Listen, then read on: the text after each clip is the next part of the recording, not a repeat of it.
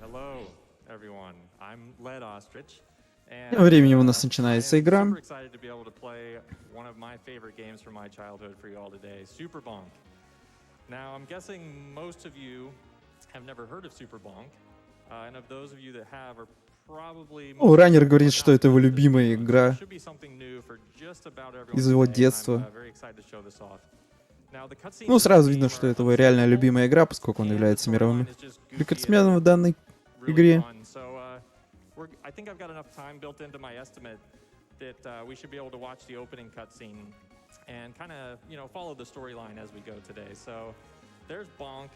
He's our caveman protagonist here. He's flying around on the title screen. He can't normally fly in the game, but on the title screen, he does whatever he wants. And the opening cutscene will play here. Bonk's going to be taking a leisurely stroll, and his arch nemesis, King Drool, is going to set a very clever trap for him, consisting of a piece of meat on the ground, clearly labeled trap. But Bonk's not all that smart. He falls for it anyways. It's a pretty good-looking piece of meat, and he gets trapped in King Drool's space-time machine and gets sent to some sort of alternate dimension or timeline. I'll let you decide exactly where Bonk gets sent as we play. And there we go. That's the kind of sets the stage for the story of the game. Главного героя Now, отправляет в normally there's прошлое. a 21-second intro to the game that we normally wouldn't count towards the timing. We're just going to count it down from when I press start on the title screen, and we can all subtract 21 Причем его seconds отправляет в to get the прошлое true time. дракон, So, here we ну, go. 5, допустим.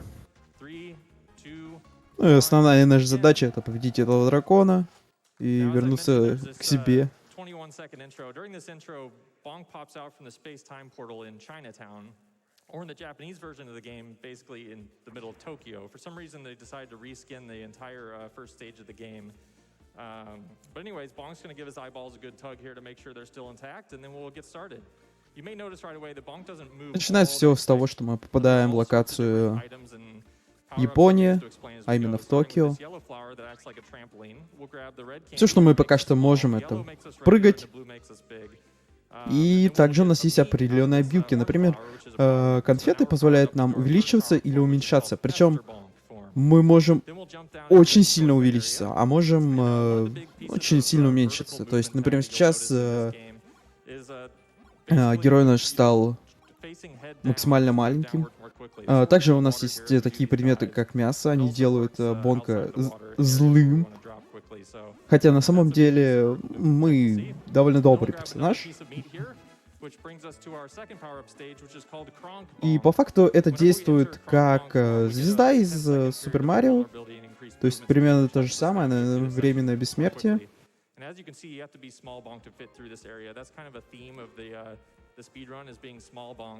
To fit through a lot of shortcuts.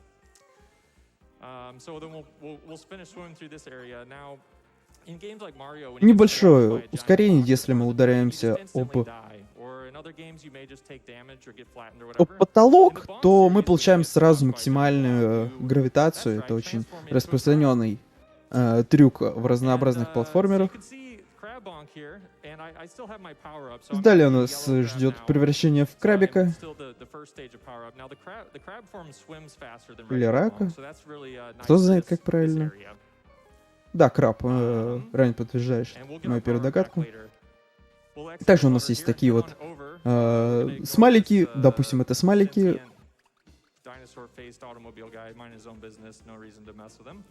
И за определенное их количество мы можем использовать некоторые наши способности.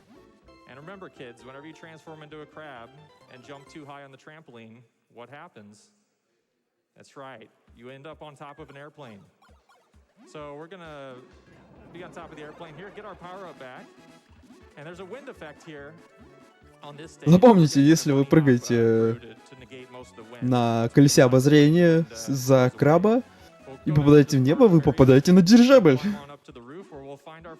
Если вы думаете, это нелогично, то что происходит тогда на экране? И тем временем мы приходим к первому боссу.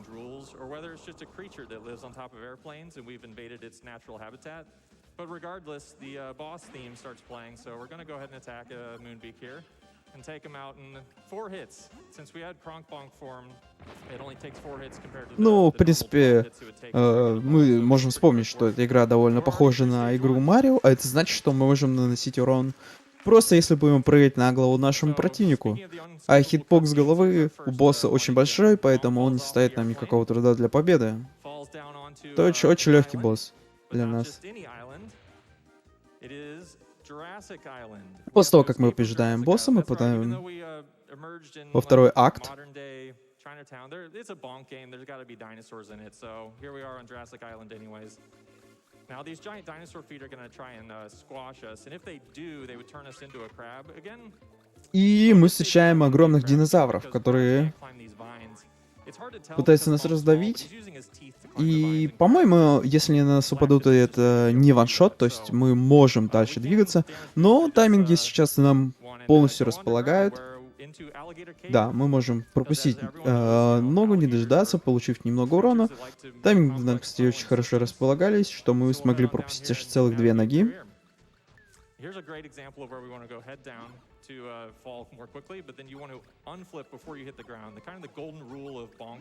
Довольно много уровней содержит такие специально спрятанные секреты, которые позволяют нам пройти намного быстрее уровень,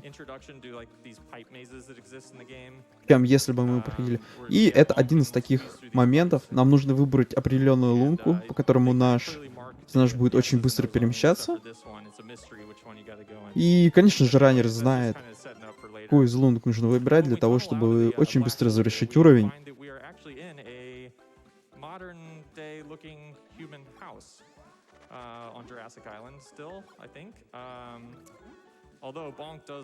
И мы попадаем в дом в мире динозавров. И мы понимаем, что, оказывается, у динозавров были технологии, у них было свое телевидение.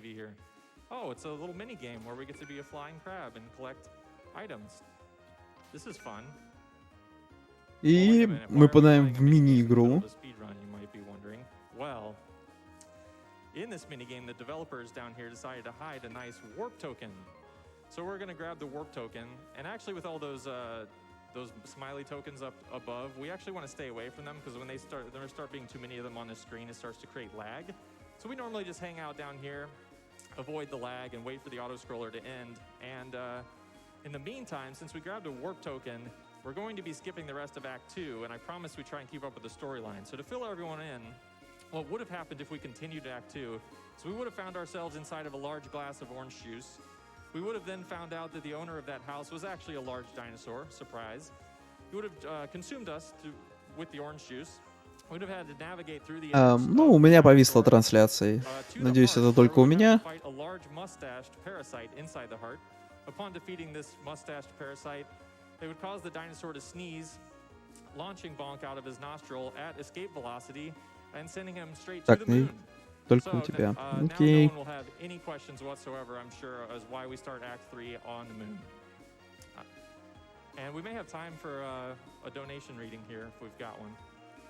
Так, ну у меня восстановилась трансляция. Да, мы находимся в варпе, точнее в бонусе, который довольно долгий, но его стоит пройти для того, чтобы чуть-чуть нам в будущем сэкономить время. Beginning of Act 3 here, we're entering the moon, and the very first screen is this no gravity section, so it's a little tricky. I'm gonna have to concentrate just. На самом деле, бонус позволяет нам абсолютно полностью пропустить целый акт. Для этого мы подобрали специальный варп-жетон.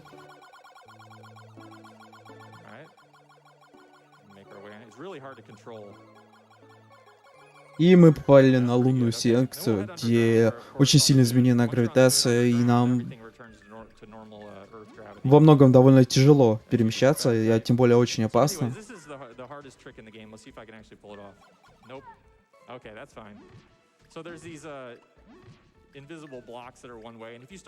Да. Раннер говорит, что в игре это самый сложный скип, он его заруинил.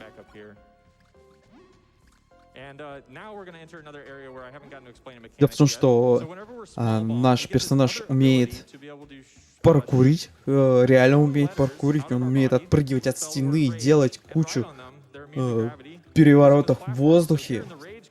тем самым немного сохраняя высоту. Да, и у нас, как я уже говорил, есть опилка, мы можем кидать слова. Эти слова нам позволяют как атаковать врагов таким же образом и просто передвигаться на них. И, как вы могли уже заметить, очень много в игре связано с злостью. Наш персонаж постоянно, он злится, он ест мясо, он злится, он кидает фразочки, он злится. Даже бонус, который делает нас бессмертным, делает нас очень злым. Хотя, по факту, главный герой не является каким-то злодеем.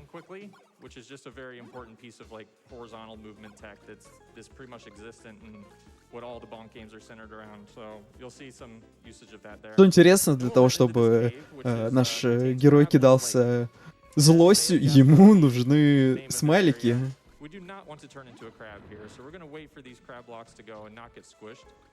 The reason why we don't want to be a crab here, other than just it being called Crabless Lake, is because this, as the sign says there, no crab can climb. So crabs, they can't climb vines, they can also not climb waterfalls. So if you do accidentally get turned into a crab there, it's like a 2.5 minute time loss while you have to take a big detour. So we don't want that. And then we'll just go into the inconspicuous pyramid on the surface of the moon that everyone knows exists.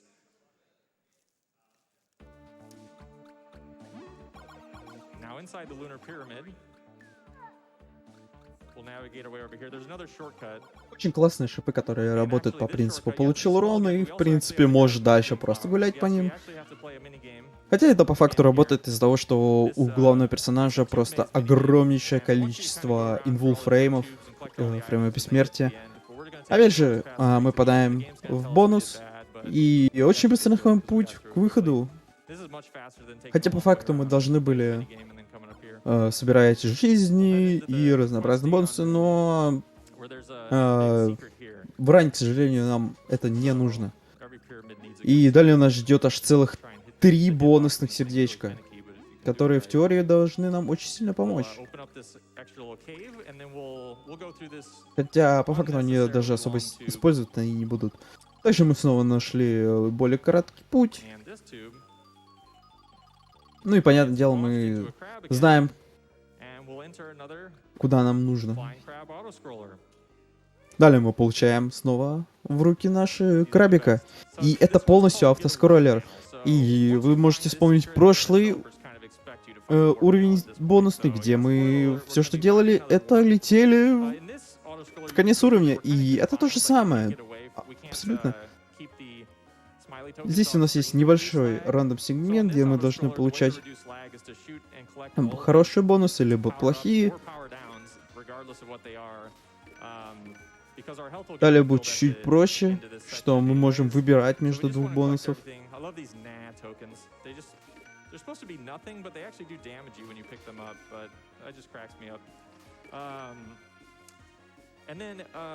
This warp that we're going to be getting skips not only the rest of Act 3, but it actually skips all of Act 4, which, you know what that means. I've got some storyline to catch everyone up on. So, what would have happened at the end of Act 3 here is we would have fought a large samurai rabbit riding a mechanical thing as the boss, and then upon defeating the rabbit,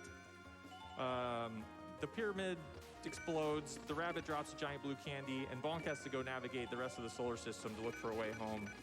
Then Bonk would find in Act 4, Bonk would find a large creature-made comet. В принципе, уже половина игры пройдена. В игре всего 6 актов. По сути, своей игра устроена таким образом, что в конце каждого акта мы должны сражаться с боссом.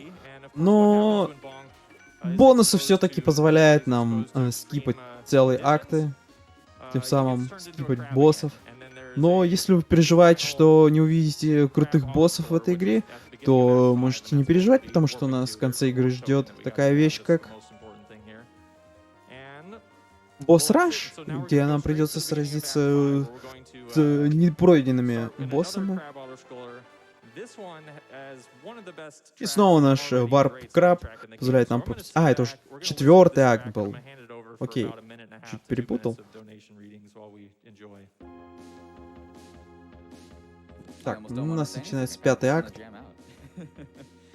The first thing I'm going to do is give you all an update on this Bonk/Navigator Bid War that is the next run. Leon Rose is in the lead with $115, Mythical Flare is in second place with $105.02, and Lyra Hart is in third place with $100. An extremely close bid war going on there. But in the meantime, here's $100 from Marquis Mark, who says had to start out SGDQ with a donation. Keep being awesome. $25 from Unfriendly. Second time watching, first time donator. Loving the streams. Да, двухминутный скроллер. Автоскроллер, это, конечно, очень круто.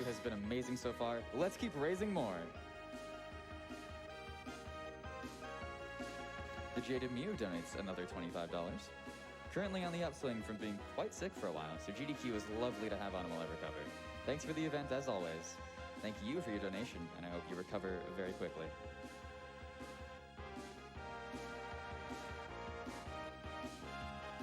Speaking of $25 donations, here's another one from Mini Sphinx. Been watching SGDQs for... Excuse me. Ребят, ну чё, как вас утро прошло? Позавтракали уже? Есть люди, которые пришли там с работы, как я, например.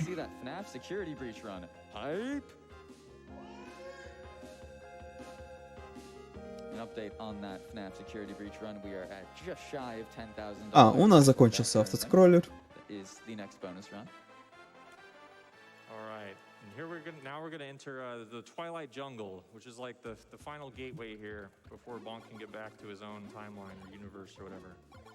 And now in this section, this is kind of the section right before the boss rush, and we're going to try and get 2 pieces of meat here. Because that'll be very useful in the boss rush. All right, we've got both. На самом деле, Very good.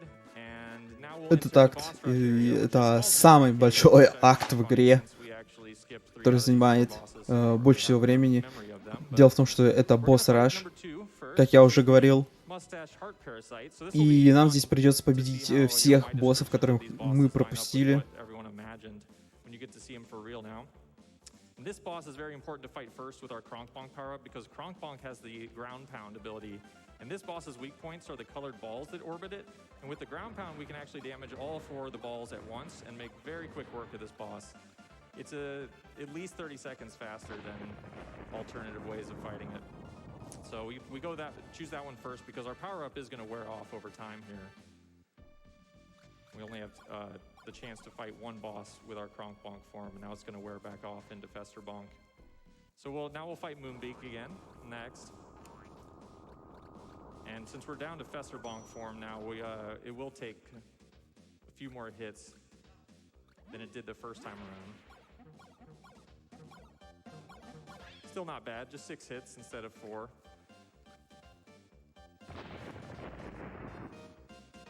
Moonbeak still doesn't stand much of a chance.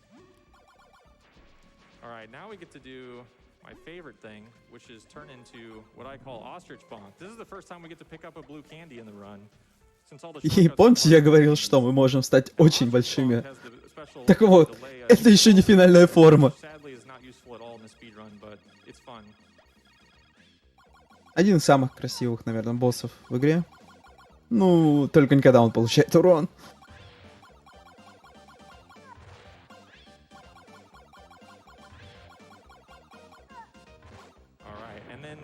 Regular Big Bonk's special ability is to pop his head off like a projectile, which is also fun. Whenever you're Big Bonk, the special abilities cost smileys. You may have been wondering what those smileys do. If you get 100 of them, you get a 1-up. По каким-то причинам, когда мы становимся настолько огромными, наша голова просто становится оружием.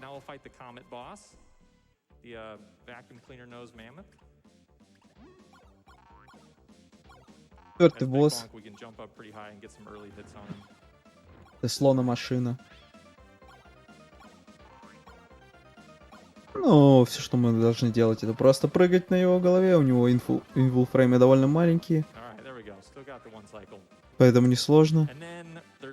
У раннера даже получилось победить босса с одного цикла. Что это значит? Что это значит профессионал. Профессионал ранит игру.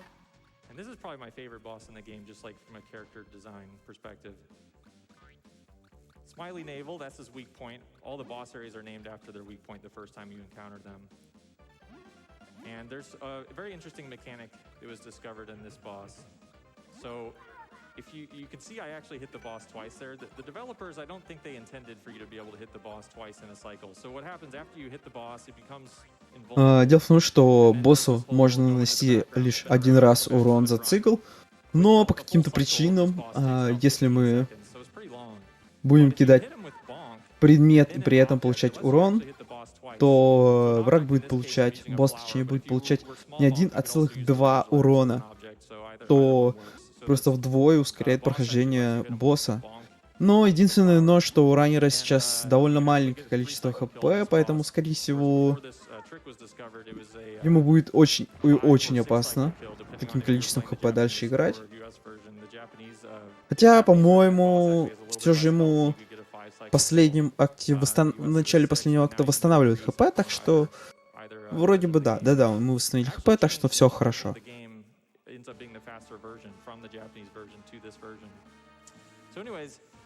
King Drool here has, in his secret surveillance center, immediately sees when Bonk comes back to his own timeline and says he's going to have to use his last resort here. Now we're going to come back at the bottom of King Drool's tower and have to climb up the tower. And we're not going to do it the way that it was intended. So I am again going to have to focus just for Финальная битва на земле. So I've got to count my flips here to try and get up the wall correctly. And then I'll explain what's going on. Oh, dragonfly in the way. Стрекоза очень и очень подставил нас. Да, будет применяться сейчас один такой трюк, который позволяет нам карабкиваться немного выше, чем мы находимся. Единственное, что это происходит немного медленно, поскольку нам нужно довольно долго планировать. Это все же немножечко долго, но, к сожалению, только так можно ускорить прохождение данного уровня. Да вообще, на самом деле, всей локации.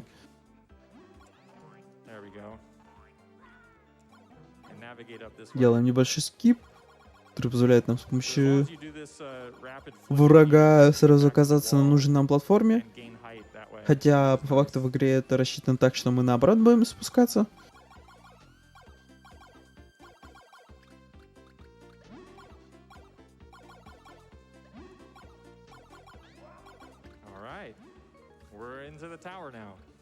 So this next area is called Invisible Bonk, but it's really more like get lots of meat and be invulnerable the whole time Bonk. The reason it's called Invisible Bonk is because if you're large Kronk Bonk, your special ability is to turn invisible, and when you're invisible, you are immune from the spikes. But we're not actually going to get a blue candy in here at all anyway. Довольно интересный сегмент, построенный на том, что мы подбираем бонус бессмертия для того, чтобы пройти шипастую комнату, иначе эту комнату невозможно по-другому пройти. И я уверен, на 100% раннер пытался с максимальным количеством хп пройти весь этот уровень, но у него явно не получалось никогда.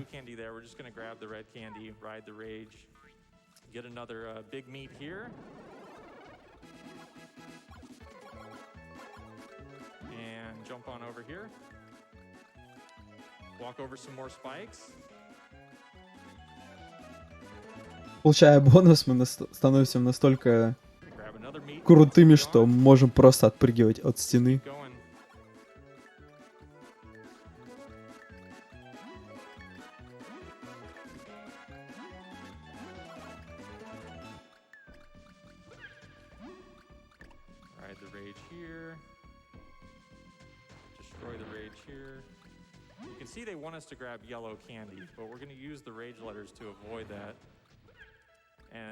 Желтые конфеты увеличивают нас, что нам очень-очень не хотелось бы. Нам обязательно нужно идти дальше мелким, для того, чтобы пропустить некоторую секцию.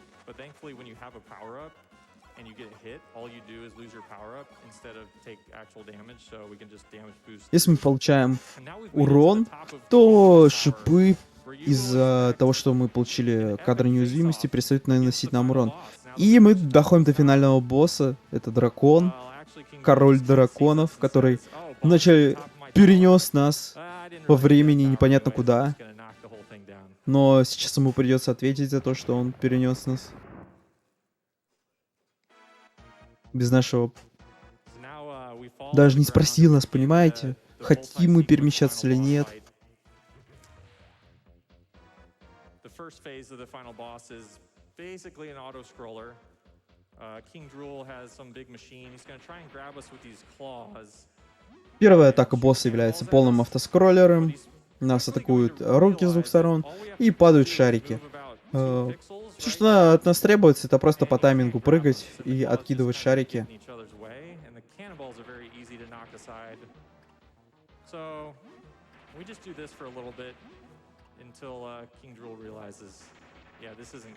Понятное дело, что все тайминги полностью посчитаны, поэтому мы не опасаемся даже получать урон.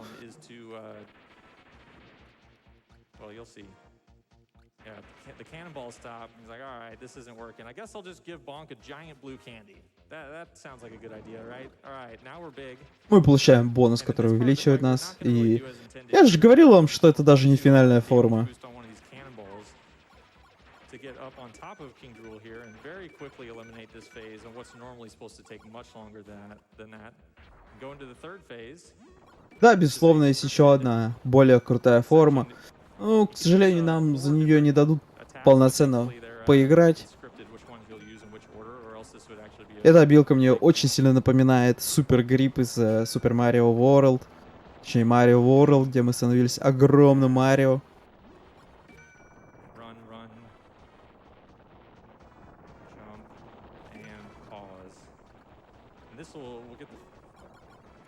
He faked me out. All right, that's fine. We got him. Okay. So, и босс побежден.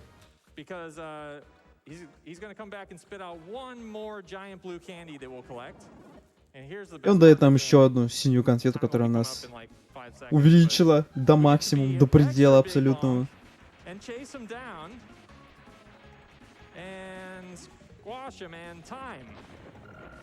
И время.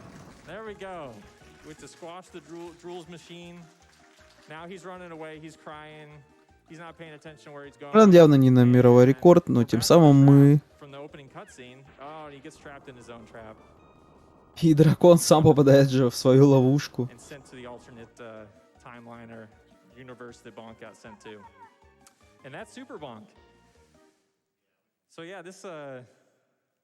If we've got a couple minutes to let the credits roll, I guess, while I'm talking, but yeah, this game, I grew up playing this game a bunch. It's great, and I would encourage anyone to go play it casually. Because what you saw there, you know, I used warps, but there's also a lot of different branching paths that you can take. If you do a casual playthrough of this game, you're going to get quite a bit of different experience from what you just saw there. So I highly encourage anyone and everyone to большую часть этого рана занимает автоскроллеры, поскольку все-таки варпы — это скип целого уровня, но при этом это муторное ожидание автоскроллера. Так что, если вы собираетесь проходить эту игру, то настоятельно советуется ее проходить без варпов.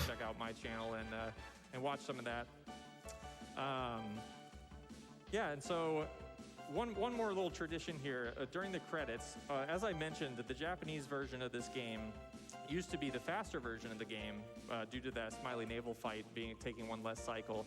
So normally you'd be watching the credits in Japanese. And when you're watching the credits in Japanese, everyone's name's in Japanese, except for the director, Angela.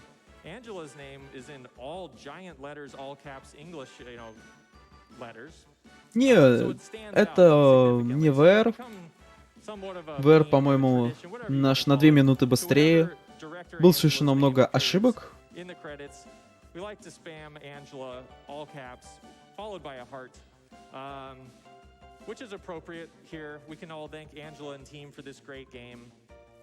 Ран на 5-е место.